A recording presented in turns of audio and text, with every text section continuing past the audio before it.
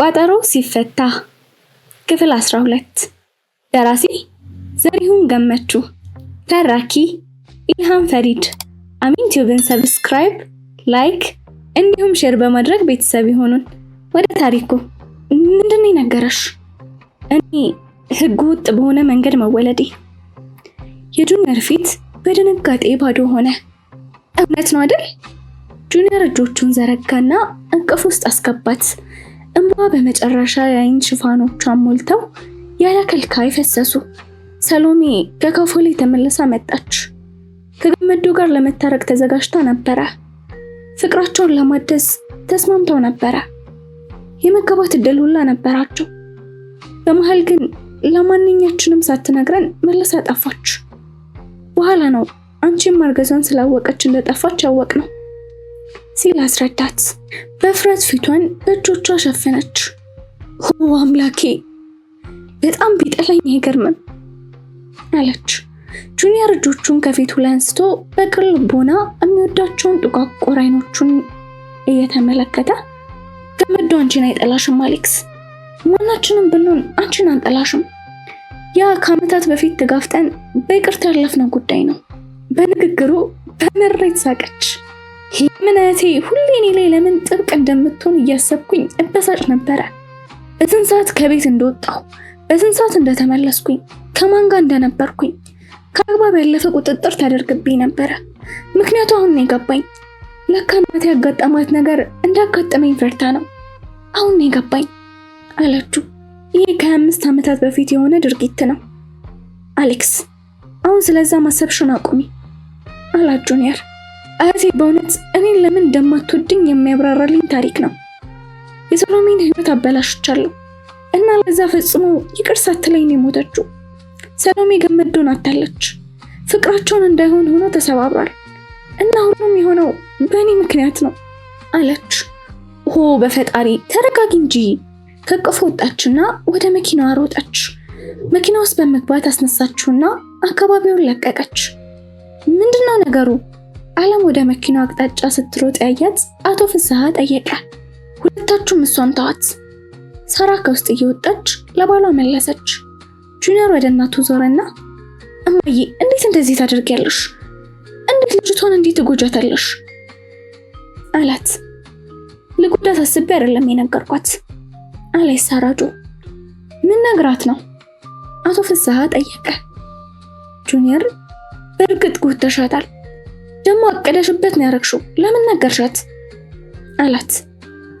ሳራም ምክንያቱም እሷ ማወቅ ስላለባት፣ ዓለምን የምትጎዳት ራሷ ዓለም ብቻ ናት። ሸቅዘቷን እያሳደደች ነው። የምትፈልጋት አይነት ቅድስት የሆነች እናት በሰሎሜ ውስጥ አልነበረችም። ሰሎሜ የምትባል ድንቅ እናት እንደነበረቻት በማሰብ ጭንቅላቷን ደምድማለች። እናቷ ምን ያክል ተንኮለኛና ኃጢአተኛ እንደሆነች ልጅቷ ማወቅ አለባት። እናቷ እሷን እንዳረገዘቻት በምን ሁኔታም እንደተረገዘች ማወቅ ያንን መብት አላት አለች። አንቺ እኮ ጤነኛ አይደለሽም። አቶ ፍስሐ ተበሳጨባት። አቶ ፍስሐ በጸጥታ ወደ መኝታ ቤት ገባና ጓሎ በሩን ዘጋው። ሳራ ባልጋዋ ላይ ያሉትን ትራስ ተራርባ ተደግፋ መጽሐፏን እያነበበች ነበረ። እሱን ስታይ መጽሐፉን ከደነችና አጠገብ ያለው ኮመዲና ላይ አስቀመጠችው። ወደ አልጋው ቀረበና ላናገርሽ እፈልጋለሁ አላት። ስለምን? አለችው። ዛሬ ከሰዓት በኋላ ስለተፈጠረው ነገር ራስ ምታት እየፈለጠኝ ነው። ለራት ወደዛ ያልመጣሁት ለዛ ነው አለችው። የሆነ መድኃኒት አልወሰድሽበትም? አለ ለመረጋጋት እየሞከረ። አዎ ወስጃለሁ። አሁን በመጠኑ እየተሻለኝ ነው። የሳራ ራስ ምታት በህዳራቸው ልክ አብሯት የቆየ ህመም ስለሆነ የተለመደ ነው። ባልጋው ጫፍ ላይ ተቀመጠና አቀርቅሮ ሐሳብ ውስጥ ገባ። ምንድነው ፍስሐ? አሁን የሚያሰጋን ችግር አለ እንዴ? ጠየቀችው። አይ ሁሉም ነገር ሰላም ነው አላት። ታዲያ ለምን ታስባለህ? ፈጣሪ ይመስገን፣ ብቸኛ የሞተው ፈረስ የገመዱ ነው አለችው። አቶ ፍስሐ ምንም አይነት አስተያየት መስጠት አልፈለገም። ሳራጆ ለገመደው ያላት ስሜት ፈጽሞ አይለወጥም። በዚህ ጉዳይ ከሷ ጋር መነጋገር ጥቅም አልባ እንደሆነ እርግጠኛ ነው። ከሷ ጋር ሊወያይ የመጣው ስስ ስለሆነ ጉዳይ ነው። ቃላቱን በጥንቃቄ ለመምረጥ ትንሽ ጊዜ ወሰደበት። ሳራም ዛሬ ከሰዓት በኋላ በጣም ተበሳጭቼ ነበር አለችው። ተበሳጭተሽ ነበር? ፍስሐ ትዕግስተኛ ሆኖ ጠየቃት። ወደ ድምዳሜው ከመስለሉ በፊት ከሷ ወገን ያለውን የታሪኩን ገጽታ መስማት ፈልጓል። ያለምን ስሜት የጎዳሽስ አይመስልሽም? አላት። እኔ ስለነገርኳት ብቻ አይደለም የተናደደችው፣ እሷ በተፈጥሯም ብስጩ ነገር ነች አለችው። እኔ በሷ ቦታ በሆነ አይገርመኝም። ወላጆቼ የጋብቻ ሰርተፍኬት እንዳላቸው በጭራሽ አጣርቼ አላውቅም እና ባይኖራቸው ምንም አይመስለኝም ነበረ አለች አስከትላ። እሱ ሁሉም ሰው ለነገሮች ያለው ምላሽ የተለያየ ነው ሲላት፣ ዓለም ግን ስሜታዊነት የሚያጠቃት ወጣት ሴት ነች አለችው። እሷ ይህን ታሪክ ለመቀበል የሚያስችል ጥንካሬ እንዳላት አምናለሁ ስትልም አስከትላ መለሰች። በእርግጥ እምትዩን ያክል ጥንካሬ እንዳላት እርግጠኛ አይደለሁም። በረንዳ ላይ ቆሜ እያየችኝ እኔን እንኳን ሳትሰናብተኝ ነው ገፍትራኝ ሮጣ ሄደችው። የሳራ ፈገግታ ተሰበረ። ስለነገርኳት ትወቅሰኛለህ? ስህተት የሰራው ይመስልሃል? ስትል ጠየቀችው። በዛ ልብን በሚሰረስር የጎላ ሆና ልዩ እይታ ስታየው ልቡ ቀለጠ። ሁልጊዜም የዚህ አይነት አስተያየት ስታየው የሚሆነው እንደዚህ ነው። ፍስሐ በስሱ ይዳብሳት ጀመረ። ውዴ ስለነገርሻት አልወቅስሽም፣ ግን የነገርሽበት መንገድ እንደዚህ ባይሆን ጥሩ ነበረ። እንደዛ ከማድረግሽ በፊት ከጁኒየርና ከኔ ጋር መመካከር ነበረብሽ። በህይወቷ ሙሉ ባታቆም የሚሻል ታሪክ ነበር አላት። አልስማማም ስትል ሳራ ተከራከረች። አቶ ፍስሐም እናትና አባቷ አብሮ ከተኙ በኋላ አለመጋባታቸው ወይ መጋባታቸው በሰልጅነት ላይ ምን ለውጥ ያመጣል? ይህ በብዙ ወጣት ሴቶች ህይወት ላይ የሚያጋጥም በጣም የተለመደ ነገር ነው አላት። ልጅቷ ስለ ሰሎሜ ያላት አመለካከት ላይ ግን ለውጥ ያመጣል አለችው። እንዴት አላት። ሰሎሜ ልጅቷ የምታስባት አይነት ቅድስት ሴት አይደለችም። ይህን ማወቋ የእሷን የግድያ ጉዳይ ለማወቅ የምታደርገውን ልፋትና ጥረት ቆም ብላ እንድታይ ያግዛት ይሆናል። ይልካውን በኋላ ሁላችንም ከዓለም ጋር መገናኘቱና መወያየቱን ማቆም አለብን። ለምን? ግራ ገብቶት ጠየቀ። ለምን? ምክንያቱም እሷኛን ለማጥፋት እየሞከረች ነው። ምክንያቱ ያ ነው። እሷን ለመፋለም የወሰንኩት ለዚህ ነው። ያለኝን ጥይት ነው የተጠቀምኩት። አንተና ጁኒየርን ለመጠበቅ እየሞከርኩ ነው። በእውነቱ ፍስሐ እንደ ዓለም ያለ በራስ መተማመን የነበራትን ሴት ለመጋፈጥ ለሳራ ትልቅ ድፍረት እንደሆነ አሰበ። ያደረገችው ስህተት ቢሆንም ሳራ ያደረገችውን ነገር ያደረገችው ቤተሰቧን ልትጠብቅ እንደሆነ ተረድቷታል። የጀግንነት ጥረቷን ከትችት የተሻለ ነገር ይገባዋል ብሎ አሰበና ጎንበስ ብሎ ግንባሯን ሳማት። ለስለስ ባለ ንግግር የትግል መንፈስሽን አደንቃለሁ፣ ግን ማናችንም ያንቺን ጥበቃ አንፈልግም አላት። በሀሳቡ ሳቀች። እንዴት እንዳንቺ ያለሽ ደካማ ሴት በመካከላችን ትልቅና የታጠቁ ወንዶችን ልትጠብቅ ትችላለሽ ለማለት ነው? አታስተውልም እንዴ? ጁኒየር እኮ ከሷ ጋር ፍቅር እየያዘው ነው። ታዲያ ቢይዘው ምን ችግር አለው? አለ በሚያብረቀርቅ ፈገግታ። ሳራም እናቷ ልቡን ሰብረው ነበረ። ያስጨንቅህም? ፍስሐ ፊቱን አኮሳትሮ ያ ከረጅም ጊዜ በፊት የሆነ ነገር ነው እና ዓለም እንደ እናቷ ደግሞ አይደለችም። እዛ እርግጠኛ መሆን አትችልም አለችና ሳራ ወደ ኮርኒሱ ተመለከተች። ዓለም እንደ ሰሎሜ ተለዋጭና ገራሚ ሴት አይደለችም። እንደውም እሷ በጣም ጎበዝ ሴት ናት። ምናልባት ለጁኒየር የምታስፈልገው እንደሱ አይነት ሴት ልትሆን ትችላለች። እስካሁን ብዙ ሴቶችን ለማግባት ሞክሮ አንዱም ትዳር ሊሰምርላት አልቻለም። እንደሷ ምን እንደሆነ የምትነግረው ሴት ይፈልጋል። በነገራችን ላይ አሁን የት ነው ያለው? አሁንም እንደተናደደብኝ ነው ብላ በጭንቀት ጠየቀች። ተበሳጭቷል፣ ነገር ግን እንደ ሁሉ ጊዜው በመስከር ብስጭቱን ሊራሳ ሄዷል። ሁለቱም ተሳሳቁ። ተጠንቅቆ እንደሚነዳ ተስፋ አደርጋለሁ። ምናልባት ሌሊቱን እዛ የሚያሳልፍ ይመስለኛል። ወይ ተው እንጂ ስትለው እንደዛ ቢያደርግ አይገርመኝም አለ ፍስሐ። ዓለም ራሷን ለማስተካከል የተወሰነ ጊዜ ያስፈልጋታል። ዛሬ ማታ የሚፈልገውን መጽናኛ የምትሰጠው ሌላ ሴት ያገኛል። ስርቁት እኩለ ሌሊት ቢያልፍም ኪችኑ ስራ እየሰራ ስለነበር አልተኛችም። ድንገት ግን የውጭ በራፍ ሲንኳኳ ስትሰማ እጇ ላይ የነበረውን የሸክላ ሳህን ለቀቀችው። ወደ ላይ አርፎ ፍርክስክስ ብሎ ተሰበረባት። የበሩ መንካካት እንደቀጠለ ነው። ቶሎ ብላ ኪችኑን ለቃ ወጣችና ወደ ሳሎን ሄደች። በፈጣሪ ማን ነው ጠየቀች። ስርጉትን ነኝ ክፈቺ። የሰማችውን ድምፅ ልታመን አልቻለችም። ለማሰብ ጥቂት ሰከንድ እንኳን ሳትቅማማ ተንደርድራ ወደ በሩ ሄደችና ከፈተችው። በረንዳው ላይ ተገትሯል። ለደቂቃ በሩን እንደያዘች በትኩረት ተመለከተችው። በሰላም ነው ጁኒየር? ሰላም ነው መለሰላት። ግባ አለችና ከበራፉ ዞር አለችለት። ሰተት ብለው ገባ። እዚህ ምን እየሰራህ ነው? አንቺ ጋር መጥቼ ነዋ። ክቡር ዳኛ ተኝቶ እንደሚሆን እገምታለሁ። አዎ አባዬ በጊዜ ነው የተኛው። የቀድሞ ባለቤቷ በዚህ እኩለ ሌሊት እሷን ብሎ የሚመጣ አንድም አሳማኝ ምክንያት ሊመጣላት አልቻለም። ቢሆንም ግን ግድ አልነበራትም። እዚህ መገኘቱ በቂ ነበረ። አባቷ ካጋመሰው ቦድካ በብርጭቆ ቀዳችና ሰጠችው። ተቀበላትና በቆመበት አንዴ ተጎነጨላት። የቱ የመጀመሪያ መጠጥ አይደል ብላ ጠየቀችው። አይ አይደለም፣ ድምፁን ዝቅ አድርጎ መለሰላት። ወደኔ ስትመጣ ለወራት ስጠብቅ ነበረ። ከዚህ ሁሉ ጊዜ በኋላ አሁን ስትመጣ ደግሞ ለምን ጥያቄ አእምሮዬ እየተመላለሰ ነው አለችው። ፈርጌ ነበር አላት። ለጁኒየር አእምሮ ያ በቂ ምክንያት እንደሆነ ታውቃለች።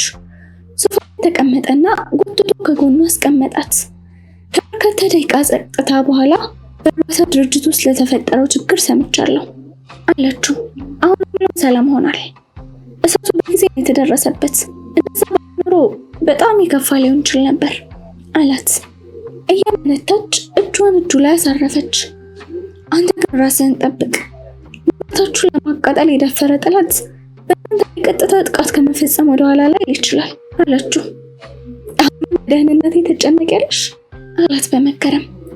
ሁሉ ጊዜ አለችው። ሰላም እንዳንቺ ጣፋጭ ሆናልኝ አታውቅም። የደከመህና የተቸገርክ ትመስላለህ አለችው። አዎ ደክሞኛል። ሶፋ በሙሉ ወጣና ትራሱን ተንተርሶ አረፈ። በሰላም ግድያ ላይ ያለው ጅምብር እየተቀበጠን ነው። ሁሉም ነገር እንደጋንም ተስፋ አስቆራጭ ነው አላት። ከትራሱ ቀና አለና እሷ ትከሻ ላይ ተንተራሰ። ጥሩ ማዛለሽ የሽታ ናፍቆኝ ነበረ። በጣም ንጹህ ነው አላት። ስለዚህ መራ በጣም የሚያስጨንቀህ ምንድን ነው ስትል ጠየቀችው። ምንም የተለየ ነገር የለም አለች። እሷና እናቴ ዛሬ ተፋጠው ነበረ። እናቴ ስለ ሰሎሜ መጥፎ ነገሮችን ነገረቻትና በጣም እንድታዘን አደረገቻት። ይህ ጥሩ ትዕይንት አልነበረም አላት። ክንዱን ገባ ዙሪያ ላከና አቀፋት። እጇን አነሳችና ጭንቅላቱ ላይ አሳርፋ እንደዛች ተሻሸው ጀመረ። ዋሽታታል እንዴ አለችው። የማጣት ፍርሃት የወለደው ውሸት። ጁኒየር ፍላጎት በማጣት አክተመተመ። እናቷ በተገደለች ቀን በረንዳ ላይ እንደነበርኩ አልነገርኳትም። ለምን እሱ አደረክ? በተከታታይ ጥያቄዎች እንድታጣድፈኝ አልፈለኩም። አንድ መስማት ማልችላቸው ጥያቄዎች ብትጠይቀኝ እንዴት አደርጋለሁ? ጁኒየር ዳግመኛ ችግር ስለፈጠረችብህ ጠላኋት አለችው። አለም ሁኔታውን ልትረዳ አትችልም። ያም የሷ ጥፋት አይደለም አላት። ጁኒየር ስለ ሰሎሜ ብዙ ጊዜ ተመሳሳይ ነገር ተናግሮ ነበረ። የቱንም ያክል ብታበሳጨውም ስለሷ ጠንከር ያለ ቃል ተናግሮ አያውቅም። ስልኩት በሹክሹክታ ይህችን የሰሎሜ ልጅ ልክ እንደ እናቷ በጣም እጠላታለሁ ስትል አንሾካሾኮች። አሁን ስለዛ አታስቢ፣ ጥሩ ስሜት እንዲሰማኝ አያደርግም አላት። ወዘተ አልሽ እንዴ? አለም ድክምክም ብላ ተኝታ ነበረ። ጥገና የተደረገላት በሯን በተደጋጋሚ ሲንኳኳ ነው ከእንቅልፏ ነቃችው። ስትነቃ በእንስሳና ቀዝቅዛ ነበረ። ከመተኛቷ በፊት ለረጅም ሰዓት ከማልቀሷ የተነሳ አይኖቿ አብጠው ነበር። ድምጿ ለጩኸት የቀረበ ነው። ክፍልሽን እትዬ መልእክት አለሽ። እንደምንም ካልጋ ወረደችና ጋውኗን ለብሳ ወደ ሳሎን በመሄድ በራፉን ከፈተች። የተከራየችበት አፓርታማ ዘበኛ ነው። እትዬ ስልክሽ ከአገልግሎት መስጫ ውጭ ነው ይላል። ዝግ ነው። ለምን ፈለከኝ? ግራ በመጋባት ጠየቀችው። አይ አይደለም፣ አቶ ግርማ የሚባሉ ሰውዬ መጥተው ነበረ። ደነገጠች። የት ነው አሁን? አይ ሄዷል። መልእክት አለኝ ብለው ነበር። ነገ ጠዋት ዝዋይ ስብሰባ ስላለ እንድትገኚ ብለዋል። የምን ስብሰባ? አላውቅም እትዬ፣ ሰውየው ናቸው ያሉት። ማለት ተሳስተህ እንዳይሆን። አይ ይህም ማስታወሻ ላይ አስፍሬዋለሁ ብሎ በተወከለ ጽሑፍ የተጻፈውን ማስታወሻ አሳያት። እሺ በቃ አመሰግናለሁ ብላ ሸኛችውና ወደ መኝታ ቤት ተመለሰች። ከዛ ስልኳን ፈለገችና በራችው። ዋና አቃቤ ሕጉ ጋር ደወለች። ስልኳ አይሰራም። ስልኳን አስቀመጠችና ጋውኗን አውልቃ ቢጃማ መልበስ ጀመረች። እንደጨረሰች ከእንደገና ስልኳን አነሳችና ደወለች። ፖሊስ ነው? ምን እንርዳዎት? እባክህ ኮማንደር ገዶን ፈልጌ ነበር። እሱ ሌላ ሰው ጋር እናገናኝሽ? አይ አመሰግናለሁ፣ በቀጥታ ከሱ ጋር መነጋገር አለብኝ። ምክትል አቃቤ ሕግ አለም ጎበና ነኝ። ክብርት አቃቤ ሕግ እንዴት ነሽ? አሁን የት ነሽ? እቤት ነው። ለምን ጠየቅከኝ? ኮማንደር ወደ አንቺ እየመጣ ነው፣ እስካሁን ይደርሳል ሲላት በሰላም መልሱን ሳይመልስላት በራፏ ሲንኳኳ ሰማች። እሺ በልደን አሁን ደርሷል መሰለኝ አለችና ስልኩን በመዝጋት ወደ ሳሎን ሄዳ በራፉን ከፈተችለት። እሺ ኮማንደር ዞር በይኝ እንጂ ልግባ፣ መግባት አስፈላጊ ነው እያለች በራፉን ለቀቀችለት። የዛሬውን ስብሰባ ተሳትፈው በተመለሱ በማግስቱ አቃቤ ሕጉና አለም በራቸው ፊት ለፊት ተፋጠው ተቀምጠዋል። እሱ እጁ ላይ አንድ ደብዳቤ በትኩረት እየተመለከተ ትካዜ ውስጥ ገብቷል። አቃቤ ሕግ ምነው ችግር እንዴ ስትል ጠየቀችው። ወደ ስራ ስትመጪ ከተማ ውስጥ የታዘብሽው ነገር የለም ሲል ጠየቃት። ምን በተመለከተ አለችው። የምታሳድዳቸውን ሰዎች በተመለከተ የጁኒየር ፍስሐን ስለያዘ ምርጫ ቅስቀሳ ፖስተር ከተማ ሞልቶታል። ገዥውን ፓርቲ ወክሎ ለተወካዮች ምክር ቤት መወዳደሩ እርግጥ ሆኗል። ያን የታዘብኩት አለችው። አዎ የዚህ ትርጉም ገብቶሻል ብዬ አስባለሁ። ጠላቶችሽ ከቀን ወደ ቀን የማይነኩ አይነት ሀያል የሆኑ ነው አላት። እንደጀመርኩት ወደፊት ከመቀጠል አያስቆመኝም ስትለው አይ የግድ ለመቆም ትገደጃለሽ ብሎ እጁ ያለውን ደብዳቤ ወረወረላት። ከመጋባት ውስጥ ሳትወጣ ተቀበለችውና ነበበችው። ነበር ያቃታት። ከመቀመጫዋ ተነሳች፣ ተወራጨች። ይሄ አለች። ታላቅ ዕድል ነው። ይህን ዕድል ካገኙ ሁለት የህግ ባለሙያዎች መካከል አንዱ አንቺ ነሽ። ቀጣዩ 6 ወር ቻይና ሄደሽ ስልጠና ትወስጃለሽ። ከዛ ስትመለሽ እርግጠኛ ነኝ ቢሮ ካለዛ ሌላ ዋና አቃቤ ሕግነት ትመደቢያለሽ ሲላት አንቺ ፈለኩና መስፈርት ነው የተመረኩት አለችው። እሱ አላቅም አባክም ከዚህ ጋር ማድረግ የተሸረበ ሴራ ነው። ለ6 ወር ካጋጠሙት እስከዛ ምርጫውን አሸንፎ ምክር ቤት ይገባል።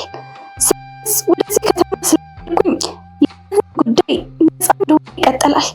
እንደዛ ነው መቀበል አልችልም አለችው። ግድ ነው። በዚህ ሰዓት ቆየት ያለሽ ዕድል ከ15 ቀን አይበልጥም። እሱ ደብዳቤ ደረሻል አይደል? ደብዳቤ ከደረሰበት ቀን አንስቶ ስራ መንግስት ንብረት ለተተኪው ሰው አስረክብ ጉዞ ይዘጋጁ ነው የሚለው። ተንዘረዘረች። የሰዎችን ተንኮል ያቀናጁት አቶ ፍስሐ ገዶ እርግጠኛ ነኝ። በዚህ የሄዱበት ርቀት በፍጹም አልችልም አለችው። የእሱ እጅ የለበትም ብዬ ልከራከርሽ አልፈልግም። ሁኔታውን በደንብ እንድትረጂ ነው የምፈልገው። የሰዎቹን አቅምና ኃይል ከና ፌዴራል ድረስ ምን ያክል የተዘረጋና ስለሰደደ እንደሆነ ቁልጭ አድርጎ የሚያሳይ ነው። አንቺ የምትጎጂበት መንገድ ከጀመርሽው መንገድ ዙር ማድረግ የቅጽ ጥበብ የተሞላበት ዘዴ ነው። ይህ እኔ እንደነበረው ቀጥታ አንቺ ላይ ምንም አካል ጉዳት ሊያደርሱብሽ ፍላጎትም ሆነ እቅድ የላቸውም ማለት ነው። ይሄ እፎይታ ተሰምቶኛል አላት። አንተ እንደምትፈልገው ሳስብ አንቺ በእጅሽ እንደዛ ማድረጉ ነው በሳስ መለሰላት። አቃቤ ሕጉ ለእሷ ካላቃው ይልቅ እንደ ጓደኛዋ ነው። ስለዚህ የእሷ ደህንነት ያሳስበዋል። አንድ በስራ ላይ እንድቆይ አድርግ እባክህ ተማጸነችው። እንደዛ ማድረግ አልችልም አልፈልግም እባክህ አሳምንታለሽ። ሳምንት የሽን ቁልፍ አስረክበሽ ወደ አዲስ አበባ ጉዞ ትጀምራለሽ። አታስበው የመጣሁበትን ከግብ አልልም አለሽ በፈርጣማ አንደበት። እንደዛ ከሆነ ስራሽን ተጨልሽ። ስራው በሰውነቱ እንደማልፈልገው ታውቃለህ። ካረዳኝ ስራ ምን ያደርግልኛል? የውጭ ዕድሉን ይቀጥልብሻል። አልፈልገውም። ለሰው ስጡት። ይህን ስራ ከረከብሽ በራስሽ ብቻሽን የምትቆሚው። ገዛና ጥበቃ አይኖርሽም። ግለሰብ እነሱን መጋፈጥ አትችይም። ይህን ስሞክር ነው የማውቀው አለችው። በፈጣሪ ስም ምን ግትር ሴት ነሽ ግን? ግትርነት አይደለም። እዚህ ከተሰጣ አሁን ብዬ የምጠረጥራቸውን 3 ሰዎች ነበሩ። ወደዚህ እጅ ከጀመርኩ በኋላ ተጠርጣሪዎች ወደ 5 አድገዋል። ጭራሽ ተጠርጣሪዎችሽን ቁጥር እያጠበብሽ መሄድ ሲገባሽ እያበዛሽ መጣሽ ማለት ነው። ናቸው የተካተቱበት አላት። የፍስሐ ባለቤት ሳራ፣ የቀድሞ ባለቤት ስርጉት፣ እነሱም አሉበት። ሲጋራውን ከፓኮ አወጣና ለኮሰ። አንድ ገና ጭሱን በአየሩ ላይ በተነው። እነሱ ደግሞ ነው እናትሽ የሚገሏት ሲል ከመገረሙ ሳይወጣ ጠይቃት። እንዲሁም ከወንዶቹ በተሻለ እናት ለመግደል በቂ ምክንያትና ጥላቻ ያላቸው ሴቶቹ ናቸው። ልጆቹ እናት እንዳገባ ስትር ነበር። በዚህ ጉዳይ ከእቴ ጋር ሁሉ እንደተጨቃጨቁ በገዛ አንደበቷ ነግራኛለች። በሷ እናቴ በሁሉ መስፈርት ለአንድያ ብቸኛ ልጇ ሚስት ለመሆን እንደማትመጥን ነው የምታስበው። ልጇን ተመሳሳይ እንዲያስብ ብዙ ጊዜ ሞክራ እንደተሳካላት ነግራኛለች። ታዲያ ይህ ድንገትና አራስ የሆነች እናቴን ለገብ እየተዘጋጀ ነው ብሎ ሲነግሯት እሷ አስወግዳ ልጇን ይዛ ለማውጣት ብትሞክር ምን ይገርማል?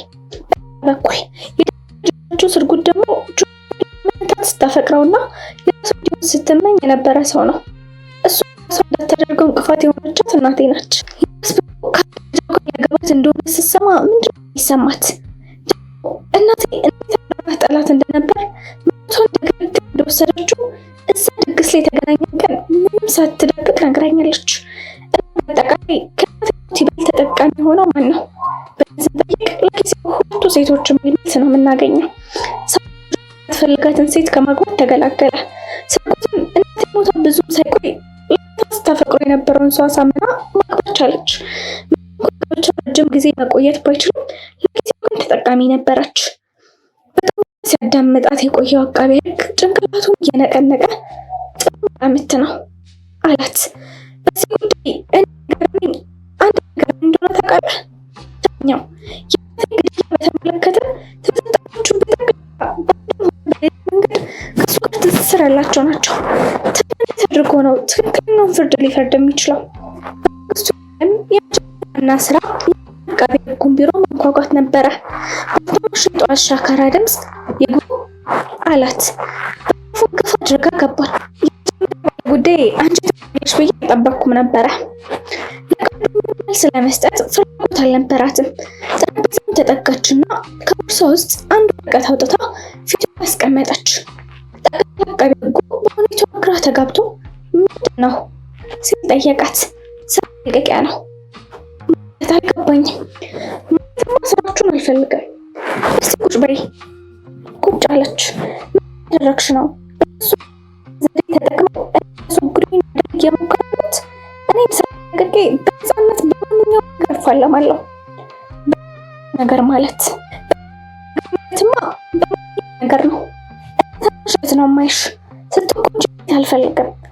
እሱ የሚያስጠይቅ ተጨባጭ ማስረጃ አታገኝም።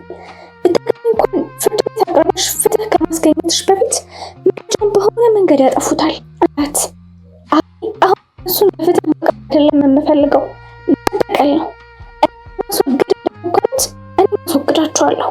ስራቸውንም ሀብታቸውንም ሀብታቸውንም እንዲያጡ ነው የማደርገው ስትለው እንዴት አድርገሽ አላት በመገረም። ዝርዝሩን አልነግርህም፣ ከነሱ እንዳንዱ አድርገሽ እያየሽ ነው እንዴ አላት። አይ እንደዛ አላልኩም፣ ጊዜው እቅድ ነገር ፍላጎት የለኝም ስትለው ጥሩ ግን እርምጃ እንዲወስዱብሽና እንደናቶሽ እንዲያጠፉሽ ምክንያት አትስጫቸው አላት። አመሰግናለሁ። የቀረቃዎቼ ለሰብስብ እስኪ ተናገሪ። መልቀቂያሽን እኮ አልተቀበልኩሽም። ተቀበልክም አልተቀበልክም ሀሳቤን አታስቀይረኝም። ምክንያት ካላሰርከኝ በስተቀር አፉን የተገኘችው። እየመጣሁ ነው ብላ ስትደውልለት ቁጭ ብሎ ነበር የጠበቃት። መቆጣቷንና ማክሮፋን ለማወቅ የእሷ ገጽታ ማየት አላስፈለገውም። እሷ ፍጹም ኩስትርትር ብላ ከለከሏት ሕፃን መስላለች። ፊቱ ኩርሲ ያስቀምጥና እንድትቀመጥ ጋበዛት። እየጠለቀች ያለውን ጀንበር የምትረጨውን ጨረር በፀጉር ላይ አርፎ የሚያምር ደማቅ ነበልባል ፈንጥቆ ይታያል። ስራ ገብተሽ ወዲያው እንደወጣሽና ተመልሰሽ እንዳልገባሽ ነገሩኝ። ምንም ብዬ እያሰብኩ ነበር አላት። አንተ ውሸታ አታላይ ሰገዳይ ነህ። ከጀምሮ ጀምሮ በሻስቴት ያ ነው። አንድ አዲስ ነገር ንገሪኝ። ቆይ የሶ ኢንተርፕራይዝ 30% ድርሻ እንደሆነ ነገርከኝም። ያልጠበቀው ወቀሳ ነበር የገጠመው። ይነግርሻለሁ አባትሽ ንብረት ሳይቆጥርልሽ ያታለልኩሽ እኮ ነው ያስመሰልሽው አላት። ታደባብሰው እዛ እንስሳ እርባታ ውስጥ ጥቂት ፈረሶች እንዳሉ አድርገህ ብቻ ነበር የነገርከኝ። አንተ የጠግ ሊነር ነህ። ምን ነው ከፍሽ 15 አይሞላም። ይህን ብር ከየት አገኘ እንዴ? ሽን ከገድያ ወንጀል ወደ ሙስና ልታዞር አሰብሽ እንዴ? ስራ ውስጥ ጠንቀቅ መግባት የለሽም። ከአንቺ ግድያ ጉዳይ ጋር ምን ግንኙነት የለውም አላት። ወደ ውጤት ያደርሰኛል ብዬ ባመንኩበት ባሻመስገን ታለኝ ነገሮች ጠልቀሽ ለመግባት በሞከርሽ መጠን ወደ ነገር እየቀራሽ መሆኑን ልነግርሽ እፈልጋለሁ። ስታስፈራራኝ ይሄ መጀመሪያ ቀን አይደለም። እንዳይሳካ በየደረጃው እንቅፋት ስታስቀምጥብኝ ነበረ። እጅን ተጠቅመህ ማን እንደኛው እየተከላከልከኝ ነው። ምክንያቱም የትኛው ተግባር ውስጥ ባለ ሰው ላይ ክስ መሰረት የሶ ኢንተርፕራይዝ አክሲዮን ድርሻ ሆነ የተቀባይነት ገደል ይገባል ስትለው ማለት የሶ ኢንተርፕራይዝ 10% የስርጉት ድርሻ ነው። የ15% ድርሻ አለው። እሱ 10% አላት። አቶ ፍስሐ 35% ሲረዱ አንተ ደግሞ 30% አለ። ውስጡ እንዴት ሲቀቀል ታወቀው። ተበሳሽቶም ዘቃት ስሜት አልተሰማም። ደረጃ ከየት አገኘሽው ሲጠየቃት ትክክል መሆኑ ነው። ምንጮችማ ለሚያጋጭ ይሰጣለሁ አለችው። ሚስጥር የለውም። ከተሳቀች ያስቅሻል እንጂ ተመልከት። ስሌት አንተና ስርጉት የዚህ ኢንተርፕራይዝ አክሲዮን ድርሻ ባለቤቶች ትሆናላችሁ ብዬ አስቤ አላውቅም። እርግጥ አንተ ከቤተሰብ ጋር ባለ ቤተሰባዊ ግንኙነት ነገሮችን እየሰራህ ጠቃሚ ገንዘብ እንደምትቀበላቸው ገምቱ ነበረኝ። ግን ተመልከት፣ ከአቶ ፍስሐ ቀጥሎ ሁለተኛ ትልቁ አክሲዮን የማን ነው? ያንተ 30%። ጁኒየር በእጥፍ የሚበልጥ የአክሲዮን ድርሻ አለ አለችው። ይገርማል። እድሜኩን በየመዝናኛ ቦታው እየተሽከረከረ ሲዝናናና ከሴቶች ጋር ለሙን ሲቀጭ የኖረ ሰው ነው። እኔ ደግሞ ድህነትን ስጸየፍ የኖርኩኝ የማሸነፍ ቀን ከሌት ተፋና ምጥር ሰው ነኝ። ከሱ እጥፍ የአክሲዮን ድርሻ መሆኔ ምንድን ነው የሚገርምሽ? በአባቱ ባይሆን አይደለም 15% 1% አይኖረውም ነበር። እሺ ስርጉትስ ስትለው ስርጉት ምን ሆነች አላት። ድርሻው በእሷ ስም እንጂ ንብረትነቱ የዳኛው አይደል ስትለው ይሻል እንዴ የራሷ ነው። ሚስት እኮ ነበረች። አይ የአክሲዮን ድርሻ ያላቸው እናት የሞተችበት ከ15 ቀን በኋላ ሲሆን ሁለቱ ቆይቶ ደግሞ ጁኒየርን አገባችሁ። እሱ አላውቅም። ታውቃለህ ከሞቱ ከ15 ቀን በፊት የአክሲዮን ድርሻ በጥሮሽ መልክ የሚሰጥ ሰው በድል የለም። እንግዲህ ስለዚህ ጉዳይ ራሳቸውን ጠይቂያቸው በደንብ ነው የምጠይቃቸው። እሺ አንተስ? ከሞተ በፊት ድርጅት ውስጥ ያለ ድርሻ 10% ነበረ። ልክ እንደ ስርጉት ሁሉ እናቴ ከሞተች ከ15 ቀን በኋላ 20% ተጨምሮልህ ከአቶ ፍስሐ ቀጥሎ የድርጅቱን ትልቅ ድርሻ ባለቤት ሆንክ ስትለው እና ሁሉ ነገር ግልጽ ምስል እየሰጠኝ ነው። ሞት መንግስት ለሞቷ ምክንያት ናቸው ብዬ የምጠረጥራቸው ሰዎች ሁሉ በቤት ውስጥ ከፍተኛ ትርምስ ተከስቷል። ግማሹ ከስሯል፣ ግማሾቹ ደግሞ ተዘጋጇል። በሞት ሰበብ የሚፈልገውን ያገኛለህ፣ የሆነውንም ያጣለህ እና ምንድን ሚስጥሩ? በሰበስሩ ደማቅ ጥቋቁር አይኖቹ ትኩር ብላ ፈጠጠበት። ውስጡን አሸበረ። ባልተስተካከለ የተቆራረጠ ትንፋሽ ከመካከላችሁ ማቴን የገደላት ስትል ጠየቀችው። አላውቅም አላት። ክፍል 13 ይቀጥላል።